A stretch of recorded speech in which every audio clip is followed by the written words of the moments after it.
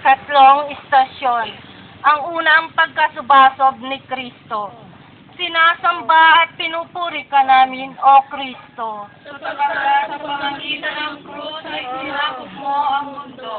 Ang makapangyarihang Diyos ay nasubasob sa lupa dahil sa bigat ng pasanin. Nasaan kaya ang iyong mabatharang lakas? Nasaan ang iyong kapangyarihan na lumikha sa sansinukob, na kayang igupon ng 2 putol na kahoy? Anuman ang kanilang bigat, hindi ko pangangahasang ipaliwanag ang hiwagang ito. Alam mo, Panginoon, ang iyong ginagawang ito ay sapat na sa akin. Subalit nababanaagan ko na may nais kang ipahiwatig sa pamamagitan niya para sa aking gagaling. Nais mong turuan ako ng isang bagong uri ng pamumuhay.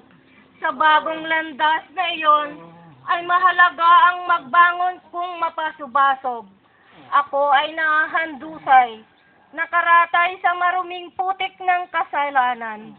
Babangon ako ngayon tulad mo na bumangon, upang ipagpatuloy ang pagpasa ng krus. Titindig ako at lilinisin ko ang aking kaluluwa.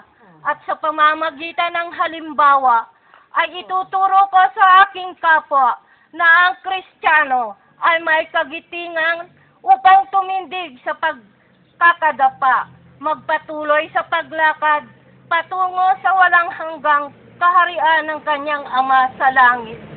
Luwalhati sa Diyos Ama, Anak at Espiritu Santo. Kapara ng una ngayon, magpakailanman at magpasawalang hanggan, siya nawa. Salamat. Salamat sa iyo. Oh. Oh. Oh. Oh. Oh. Oh. Amen.